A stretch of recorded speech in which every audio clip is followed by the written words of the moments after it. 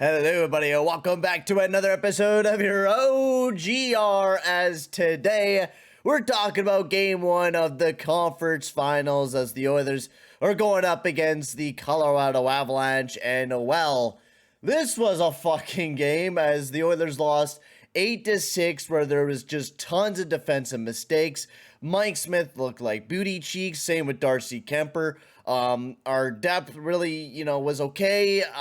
There is a lot of things wrong with the Edmonton Oilers last night. It really reminded me a lot of game one against the Calgary Flames and also game one against the Kings. Mostly game one against the Flames, where we just had a goal scoring fest, and this game really was that. It was an 8-6 game, so it's basically 9-6 or almost 9-6 with the amount of goals that we had throughout this game. So we have a lot to kind of dissect through. Of course, we're not going to fully be able to go through every goal and dissect, everything.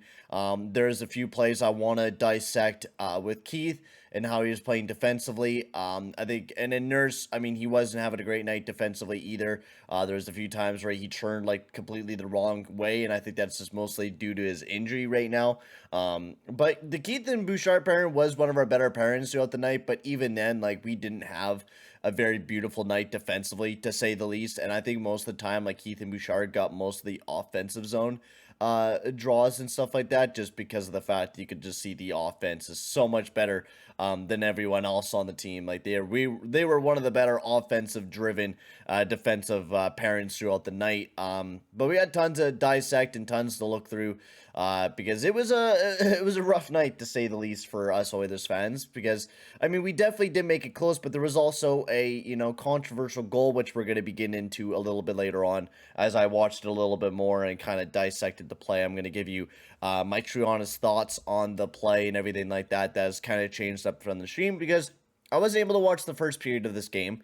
I was able to watch a little bit of it last night and then watch a little bit of the highlights. So let's get into this game. But before I do, I'd like to just say, if you are new to the channel, make sure to slap that subscribe button and hit that like button as well. So we'll get into the first period, where the Oilers really did not have a great period, to say the least. The Avalanche really did outplay us.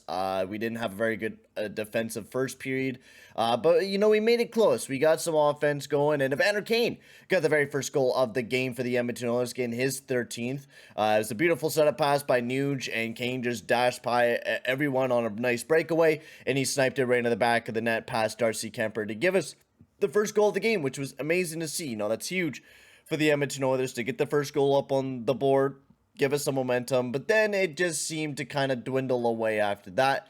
JT Compher got his third goal of the season. I think this was a tip from the point, if I'm not mistaken. No, right? This was where Bouchard got burnt. Keith had to defend a 2-on-1, and you do not want to allow Keith to defend a 2-on-1, to be quite honest with you, because he does not know what to deal with his stick and just about anything. He doesn't know what to do out there. So JT Compher got a beautiful pass by Newhook, and Compher handed it right into the back of the net for the Avalanche to tie up the game. And then McKinnon dashed right by Darnell Nurse. This was a bad read by Darnell Nurse, especially like you're seeing McKinnon come after you. You got to take the body at that moment of time. You got to get your body in front of McKinnon, and it is a very hard thing to do. That's why, like, I'm not really nailing Nurse too much on it, but you need to get your body in front of McKinnon as much as you can. That's the same with CC. Like, CC was way too far up in a play like this, where McKinnon was starting to speed up and starting to dash up. You got to be able to read that and starting to disengage and starting to kind of fall back a little bit, especially with McKinnon running his gun right now, and he got his 9th goal of the season there for the Avalanche to give them a 2-1 lead. And then right after that, Kulak set up Hyman for a beautiful pass to get his 9th of the season to tie the game right back up at 2.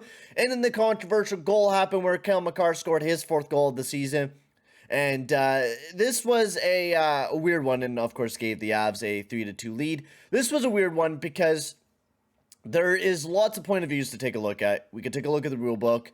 I'm going to take a look at, what I believe, what I looked at on the media, and what I've seen so far. So, by the way of the rule book, technically he did not have possession of the puck, because I guess you're supposed to have a handle of the puck, which, then we've seen an offside a little bit later on where Hyman didn't have possession of the puck. He got inside the zone, and it was deemed offside. So there's some weird complications with this rule, and it really is, you know, the whole rule book in general is a really confusing rule book to understand, and that's why we see flip-flopping of the refs.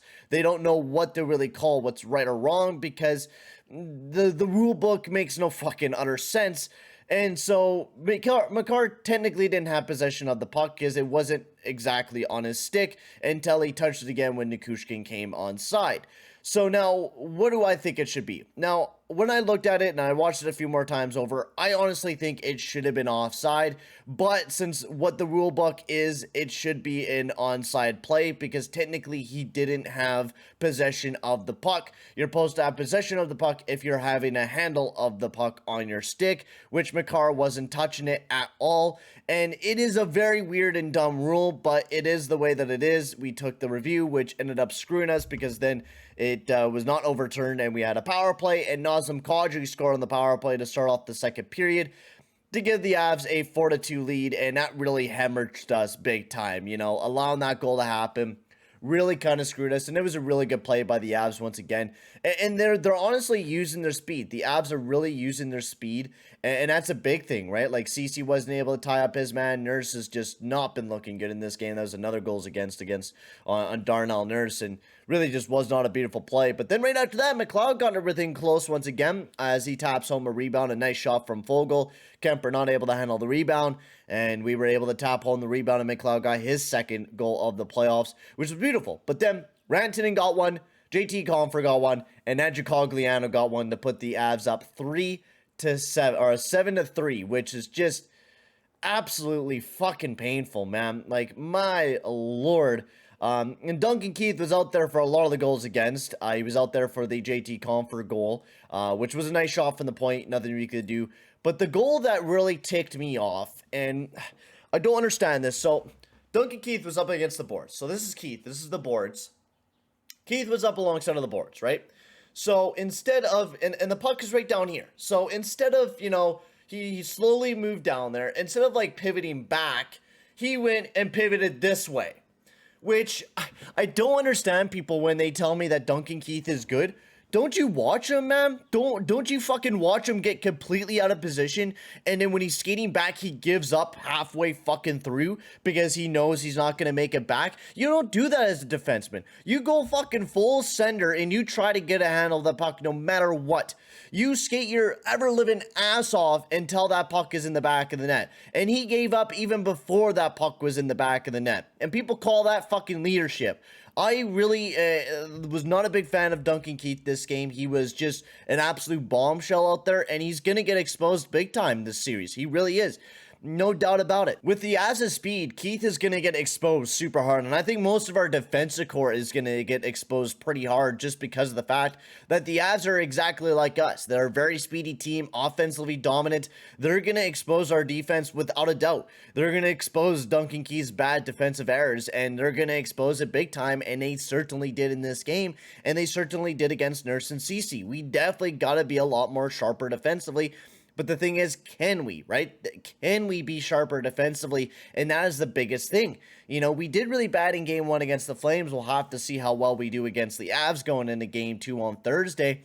But it kind of concerns me because this team is really going to have to kick it up an extra notch if they really want to, come back in this, you know, the next game.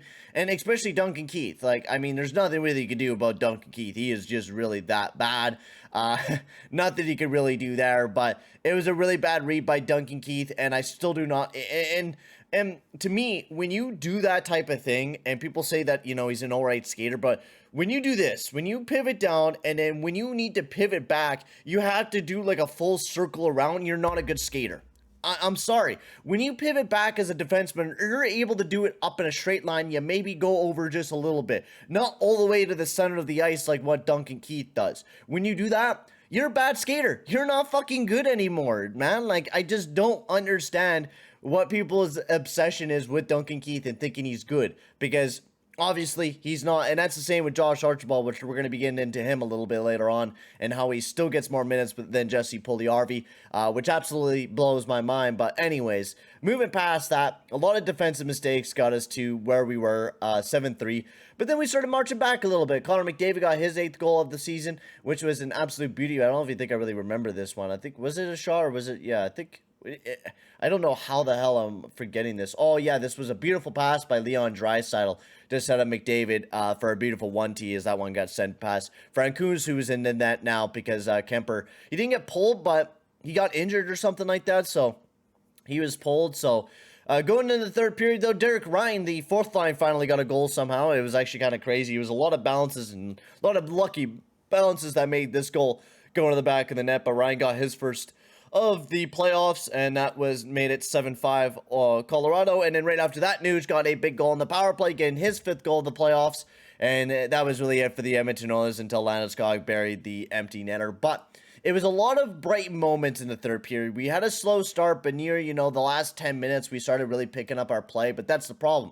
You can't just the last 10 minutes decide that, all right, yeah, now it's time to play. You got to play throughout the entire game. You can't just play in patches where like, oh, we weren't bad during the second period, but then they scored a crap ton. And then, we weren't bad near the end of the third period when we started gaining some momentum and started generating a lot of opportunities, but we didn't do anything the first half of the third. Like, nothing at all. So I think a big thing right now is we got to really clean up our play going to the next game, and we really got to bring our A game going into the next one as well, because obviously we really didn't do that here against the Avs, so we got to really bring our A game, and we got to play a lot better defensively than what we did in this game. So let's get into reviewing the lineups and everything like that, because we've already been rambling on a lot. We ramble on about Keith and everything like that, so let's get into talking about the lineups.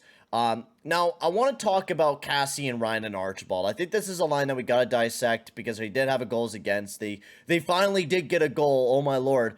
But this lineup got 6 minutes of even strength time last night, and they almost got more even strength time than the Fogo McLeod Puljujarvi line. And yeah, you could say that, yeah, we were losing, that's why they got more minutes. But Puljujarvi got 7 minutes and 33 fucking seconds, man. What on earth is getting Puljujarvi this, ridden this hard? He was probably, every shit that I did see him out there, he looked really good. He played really well defensively. They even generated a fucking goal, that line, and still they're getting ridden on the pine. I just don't understand what is the hard on with Archibald right now, because all he does is hit. He doesn't do anything else. We don't need Archibald in the lineup, especially since we're going up against the Avs. We really don't need Archibald. People can say we need physicality, but look at the Avs. They barely have any big physical players, and we are getting our asses whooped by that team that has no big goons on the team. We simply do not need Archibald in the lineup. Honestly, I've always been saying I would love to see Holloway in the lineup, to be completely honest with you, just because I think he would be an amazing player to see in the lineup. You've seen, Seth Jarvis, who was playing with the Carolina Hurricanes this year. You've seen way back when Makar made his debut, he started in the playoffs. It's not a bad idea to give him a trial run and see how well he'll do. Now, yes, it's in the playoffs, so you don't want to do that, but it's not a bad idea, and we'll have to see if they actually do it. I highly doubt they do. I could see them continue to play Archibald, but that lineup is just not working at all. I'd rather bring somebody else up that will work a little bit better than Archibald. I would even take a Shore or a Brassard over those two guys, over fucking Archibald any day of the week. It would still be a piss poor line, but I'd rather have Archibald out of the lineup. He was just really not looking good, and he was one of our, worst Oilers on the ice and did not have a very good night defensively. Move on to some of the other lines. We've seen McDavid and Draisaitl team up with Kane and Hyman. I thought the Hyman was a little bit, but then they threw Kane alongside of McDavid and Draisaitl. I do like Hyman alongside of those two guys a lot more. But the Nuge, Hyman, or the Nuge, Kane, and Yamamoto line didn't do that well. But that's the same when Hyman got paired up alongside of Nuge and Yamamoto. They didn't do too well either. That's the problem with that line. Some nights it's going to do really well, and then other nights it's not going to do that bad. But I'd rather see almost Puljujarvi up alongside of that line. But Yamamoto doesn't do too great down on the third line. But almost, why not throw Yamamoto up on the top line? You could do so many different combinations with the team, I guess. But it's either Hyman or Kane going up on the top line with McDavid or Dry, and quite honestly, I like Hyman better than Kane up on that top line, to be completely honest. I think Kane doesn't do a bad job. I don't think it's a bad idea if, you split the minutes between Kane and Hyman up on that top line. I don't think that's a bad idea. Fogo, McLeod, Puljujärvi, I thought they were one of our better lines out there when they did get out there. They generated a goal, and they were one of our best defensive lines throughout the entire night. Going into the defense pairings, Kulak and Barry, they weren't fantastic defensively, but they did do not bad defensively throughout the night. They were also one of our better offensive guys as well. Nurse and Cece had a real rough night defensively, getting out 2 goals against. Nurse was out there for a few goals against. He really did not have a beautiful night, and that was the same with Keith and Bouchard. They didn't have that great of a night either. Just in general, defense was complete ass. Mike Smith had an ugly night as well. He did not make the saves that we needed him to make. And we definitely left him out to dry as well. Don't get me wrong. We definitely did not help Mike Smith at all during this game as well. And when Koskinen came in, he looked a little, sketchy at some moments of time, but he definitely made the saves that we needed him to make. And he only allowed 1 goal in, so I do give him that. He kept the team close in this game and allowed us to make a comeback, so that's good for Mikko Koskinen. So hopefully we can bounce back in game 2, but this was definitely not the start the others wanted. And yeah, I think I'm gonna end the video here, guys. Tell me, guys, what you guys thought of this game in the comment section below, and I will see you guys all in the next one. Adios, amigos.